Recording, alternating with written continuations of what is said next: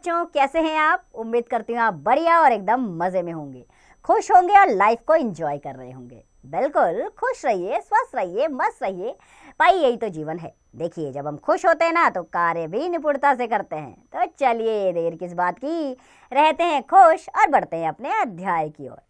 हम पढ़ने वाले हैं अपने अध्याय को, जिसका नाम है अपराजिता। तो बच्चों, कभी कभी किसी व्यक्ति के आत्मविश्वास, विलक्षण प्रतिभा तथा अदम्य साहस के साथ बड़ी से बड़ी चुनौतियां भी घुटने टेक देती हैं, जो कभी ना हारी हो, अर्थात अपराजिता एक ऐसी साहसी एवं जुझारू बालिका की सच्ची कहानी है, जिससे न केवल अपने हौसले, लगन और उत्साह के बल पर अपनी शारीरिक अक्षमता को किनारे कर दिया, अपितु देश, दुनिया और समाज के सम्मुख एक मिसाल भी बनकर उभरी। आइए ये सचनी घटना हम भी जानें। तो कभी कभी अचानक ही विधाता अर्थात ईश्वर हमें ऐसे विलक्षण यानी कि अद्भुत एक विलक्षण व्यक्तित्व से मिला देता है, जिसे देख स्वयं अपने जीवन की रिक्तता यानी कि अपने जीवन की कमी जो है वो बहुत छोटी लगने लगती है। यानी कि हमें लगता है कि हमारे जीवन में कुछ है ही नहीं, लेकिन लोग ऐसे साहसी हैं जिनके जीवन में सचमुच कुछ कमी है, लेकिन तब भी वो उस कमी को पार करते हुए आगे बढ़ रहे हैं। हम में से कोई ऐसा मानव है जो अपनी विपत्ति के कठिन क्षणों में विधाता को दोषी नहीं ठहराता हो? आदत होती है, मानव स्वभाव है कि वह हर कार्य के लिए ईश्वर को दोषी ठहराता है। मैंने अभी पिछले ही महीने एक ऐसी काया देखी है जिसे विधाता ने कठोरतम दंड दिया है, किंतु उसे वह आनंदी मुद्रा में झेल रही है, विधाता को कोस कर नहीं। उसकी कोठी का अहाता अर्थात अहाता यानी कि बरामदा, अहाता एकदम हमारी कोठी के अहाते से जुड़ा था। अपनी शानदार कोठी में उसे पहली बार कार से उतरते देखा तो आश्चर्य से देखती रह गई। कार का दरवाजा खुला, एक प्रौढ़ा यानी कि एक वृद्धा, एक प्रौढ़ा ने उतरकर पिछली सीट से एक व्हील चेयर निकालकर सामने रख दी और अंदर चली गई। दूसरे ही क्षण धीरे धीरे बिना किसी सहारे के कार से एक युवती ने अपने निर्जीव निचले धड़ को बड़ी दक्षता यानी कि बड़ी निपुणता के साथ नीचे उतारा। फिर बैसाखियों से ही व्हील चेयर तक पहुंच उसमें बैठ गई और उसे स्वयं चलाती हुई कोठी के अंदर चली गई। मैं फिर नित्य नियत समय पर उसका यह विचित्र आवागमन देखती और आश्चर्यचकित रह जाती। यानी कि मैं रोज इस तरह उसका यह आना जाना देखती और आश्चर्यचकित रह जाती कि किस तरह वे व्हील चेयर में बैठकर भी आनंदी मुद्रा में होती। धीरे धीरे मेरा उससे परिचय हुआ। कहानी सुनी तो दंग रह गई। नियति अर्थात ईश्वर के प्रत्येक कठोर आघात को धैर्य एवं साहस से झेलती वह लड़की मुझे किसी देवांगना से कम नहीं लगी, अर्थात किसी देवता की मूर्ति की तरह मुझे वह प्रतीत हुई। मैं चाहती हूं कि मेरी पंक्तियों को उदासी भरी आंखों वाला वह लखनऊ का मेधावी युवक भी पढ़े, जिसे मैंने कुछ माह पूर्व अपनी बहन के यहाँ देखा था। वह आईएएस की परीक्षा देने इलाहाबाद गया था। लौटते समय किसी स्टेशन पर चाय लेने उतरा कि ट्रेन चल पड़ी। चलती ट्रेन में चाय के कुल्हड़ समेत चढ़ने के प्रयास में वह नीचे गिरा और पहिए के नीचे उसका हाथ पड़ गया। प्राण तो बच गए, पर दायां हाथ चला गया। इस अनहोनी घटना का प्रभाव ऐसे पड़ा कि धीरे धीरे वह अपना मानसिक संतुलन खो बैठा। यानी कि उसने दिमागी तौर पर वह बेकार होता चला गया। केवल एक हाथ खोकर ही उसने हथियार डाल लिए। इधर वह लड़की चंद्रा, जिसका निचला धड़ यानी कि नीचे का शरीर निष्प्राण है, यानी कि उसमें जान ही नहीं है, चेहरे पर विषाद यानी कि बिल्कुल दुख भरी लकीर भी नहीं है, विषाद की एक रेखा भी नहीं उभरने देती है। उसकी आंखों में अदम्य साहस और महत्वाकांक्षाएं झलकती देखी जा सकती हैं। यानी मैं बेहद आश्चर्यचकित थी ऐसी अद्भुत विलक्षण प्रतिमा को देखकर। जब चंद्रा को पता चला कि मैं लखनऊ जाने वाली हूं तो उसने मुझसे आग्रह किया, यानी कि मुझसे रिक्वेस्ट किया उसने कि मैडम, आप लखनऊ जाते हो तो क्या मुझे ड्रग रिसर्च इंस्टीट्यूट से पूछकर यह बताएंगी कि वहां आने पर माइक्रोबायोलॉजी से संबंधित कुछ सामग्री मिल सकेगी। इसी प्रकार एक दिन बातों बातों में उसने पूछा, मैडम, आप कह रही थी कि आपके दामाद हवाई के ईस्ट वेस्ट सेंटर में हैं, क्या आप उन्हें मेरा बायोडाटा भेजकर पूछ सकेंगी कि मुझे वहाँ की कोई फेलोशिप मिल सकती है? यहाँ कभी पैर में मोच आ जाने पर ही प्राण ऐसे कंठगत हो जाते थे, यानी कि अगर जरा सी मोच आ जाए हमारे पैर में तो ऐसा लगता था कि प्राण गले में अटक गए, जैसे विपत्ति का आकाश ही सिर पर टूट पड़ा हो। और उधर यह लड़की है कि पूरा निचला धड़ सुन्न है, फिर भी बोटी बोटी फड़क रही है। आजकल वह भारतीय प्रौद्योगिकी संस्थान मद्रास यानी कि चेन्नई में काम कर रही है। जन्म के 18वें महीने में ही जिसकी गर्दन के नीचे के पूरे शरीर को पोलियो ने निर्जीव कर दिया हो, उसने किस अद्भुत साहस से नियति को अंगूठा दिखाया, अर्थात नियति ने उसको दंड दिया, लेकिन उसने नियति को हटा दिया, समझा दिया कि मैं किसी के आगे झुकने वाली नहीं।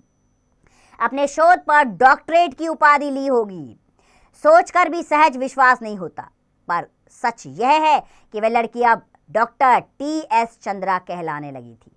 एक दिन चंद्रा ने कुछ तस्वीरें दिखाई और कहा, मैडम मैं चाहती हूँ कि कोई मुझे सामान्य सहारा भी ना दे। आप तो देखती हैं मेरी माँ को मेरी कार चलानी पड़ती है, मैंने इसी से एक ऐसी कार का मॉडल बनाया है जिससे मैं अपने पैरों के निर्जीव अस्तित्व को भी सजीव बना दूंगी। और यह देखिए मैंने अपनी प्रयोगशाला में अपने कामकाज का संचालन कितना सुगम बना लिया है, सुगम अर्थात कितना आसान बना दिया है। मैं अपना सारा काम स्वयं निपटा लेती हूँ। उन तस्वीरों से पता चलता है कि समस्त सामग्री उसके हाथों की पहुंच तक ऐसी रखी गई थी कि निचला धड़ ऊपर उठाए बिना ही वह मनचाही सामग्री मेज से उतार सकती थी। किंतु उसकी आज की इस पटुता के पीछे क्या है? पटुता का क्या अर्थ होता है बच्चों? पटुता का अर्थ होता है बच्चों, पटुता अर्थात निपुणता को कहा जाता है, ठीक है। तो उसकी इस पटुता के पीछे एक सुदीर्घ कठिन अभ्यास और उसकी दृढ़ इच्छा शक्ति है, अर्थात उसने ऐसी इच्छा शक्ति भरी कि वो आज अपने काम स्वयं करती है। इसमें उसे साई की तरह साथ मिला उसकी अद्भुत साहसी जननी शारदा सुब्रमण्यम का। 25 वर्षों तक इस सहिष्णु यानी कि सहन शक्ति वाली महिला ने भी अपनी पुत्री के साथ कठिन साधना की और इस साधना का सुखद अंत हुआ सन 1976 में, जब चंद्रा को माइक्रोबायोलॉजी में डॉक्टरेट की उपाधि मिली।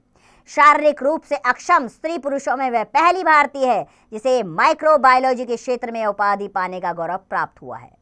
शारदा जी ने बताया, जब इसे सामान्य ज्वर के चौथे दिन पक्षाघात हुआ, पक्षाघात यानी कि लकवा मारा, तो गर्दन के नीचे इसका सर्वांग यानी कि नीचे का पूरा शरीर अचल हो गया, यानी कि उसमें हलचल बंद हो गई।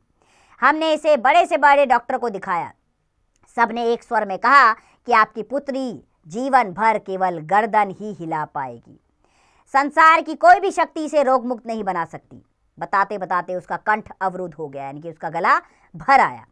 फिर वह धीमे स्वर में मुझे बताने लगी, इसके भयानक अभिशाप के बावजूद मैंने कभी विधाता से यह नहीं कहा कि प्रभु इसे उठा लो, इसके इस जीवन से तो मौत भली है।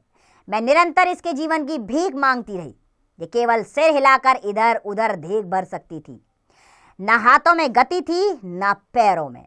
फिर भी मैंने आशा नहीं छोड़ी।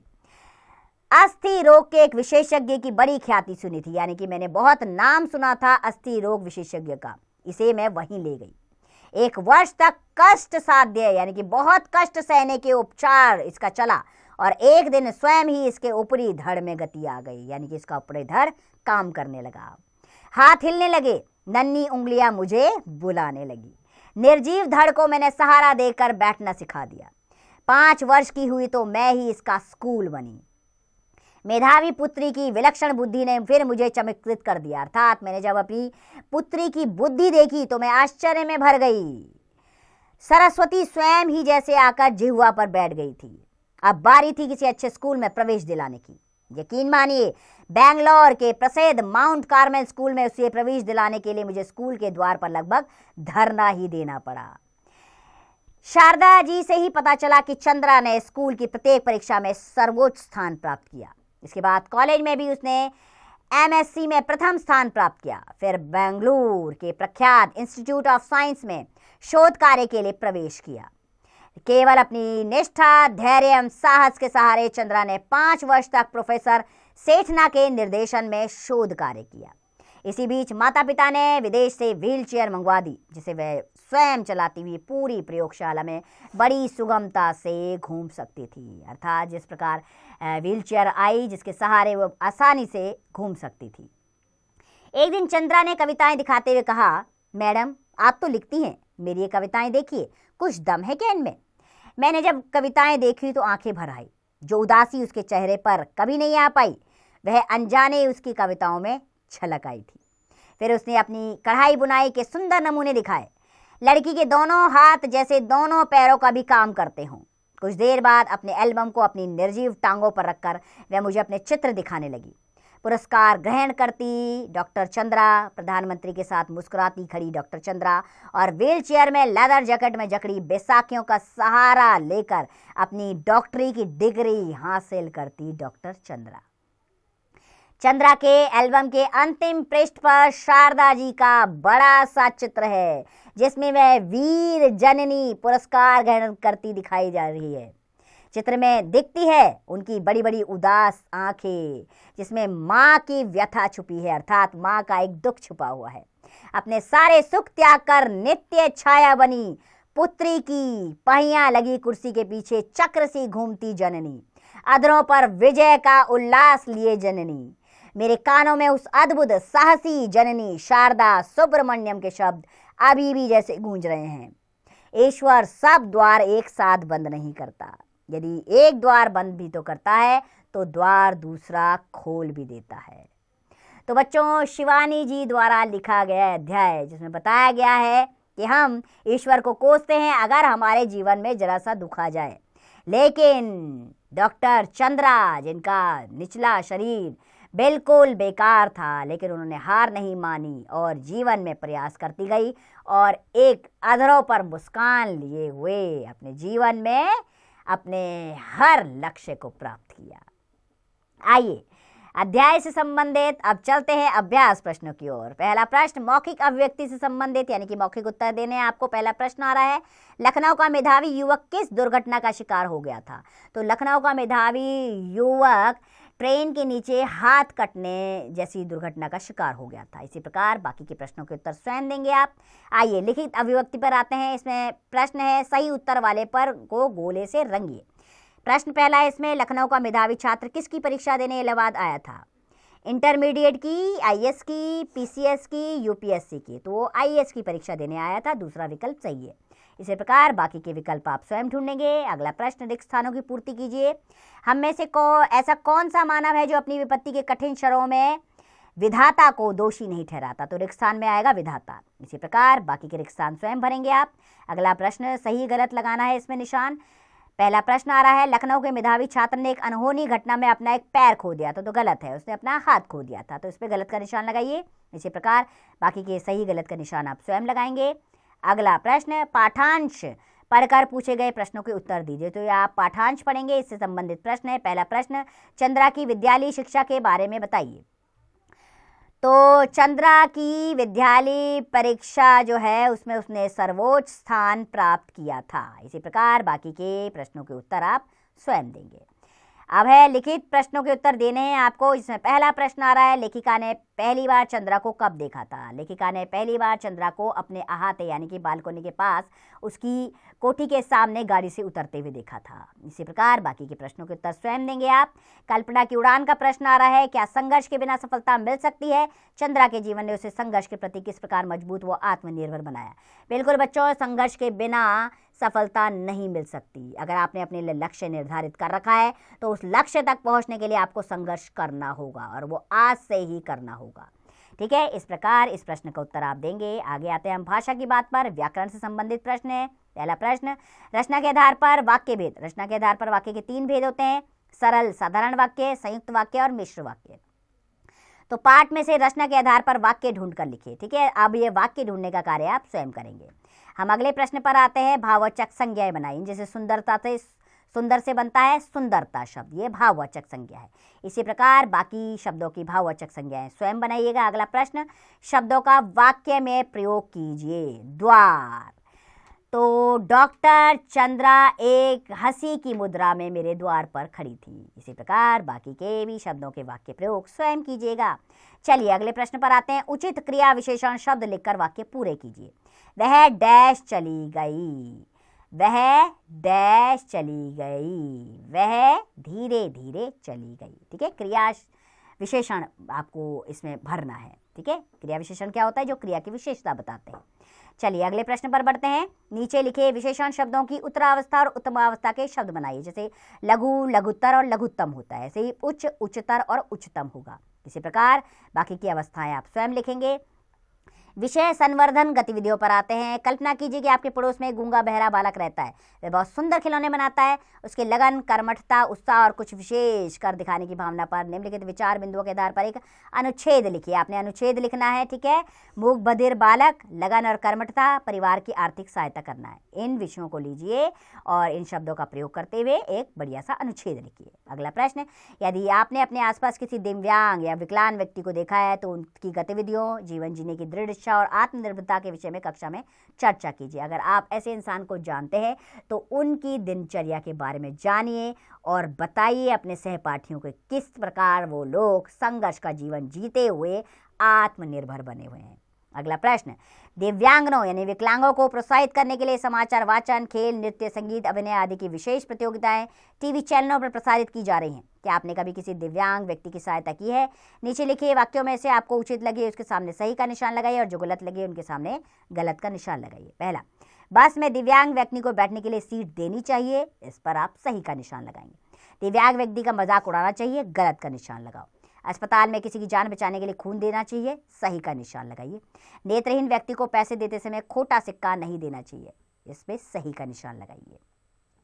तो बच्चों, इस प्रकार अभ्यास प्रश्न समाप्त हुए, लेकिन लेखिका परिचय तो बनता है, यानी कि लेखिका का परिचय ले लेते हैं। तो बच्चों, शिवानी हिंदी की लोकप्रिय कथा लेखिका है। इनका जन्म सन 1923 में राजकोट, गुजरात में हुआ था। इनकी प्रारंभिक शिक्षा शांति निकेतन में हुई। इनके संगीत के प्रति भी विशेष रुचि थी। इन्हें पद्मश्री पुरस्कार से भी सम्मानित किया गया। इनके प्रमुख रचनाएं हैं कृष्णकली, 14 फेरे, पाताल भैरवी, शमशान चंपा, केंजा, यांत्रिक आदि। इनकी मृत्यु 2003 में 79 वर्ष की अवस्था में हो गई। तो इस प्रकार बच्चों, ये अध्याय हमें समझाता है कि जीवन में अगर दुख आए तो हमें उससे घबराना नहीं है, बल्कि उसका सामना करते हुए परिस्थितियों को अपने अनुकूल बनाना है, जिस प्रकार डॉक्टर चंद्रा ने किया। अपना नीचे का शरीर उनका काम नहीं करता था, लेकिन तब भी उन्होंने अपने जीवन में विराम नहीं आने दिया और लगातार संघर्ष करती हुई अपने लक्ष्य तक पहुंची। तो उनकी इस कहानी से हमें भी प्रेरणा लेकर आगे बढ़ना चाहिए। उम्मीद करती हूँ ये कहानी आपको पसंद आई होगी और इससे मिलने वाले सीख अवश्य आप अपने जीवन में अपनाएंगे। तो खुश रहिए, स्वस्थ रहिए, मस्त रहिए और इसका अभ्यास करते रहिए।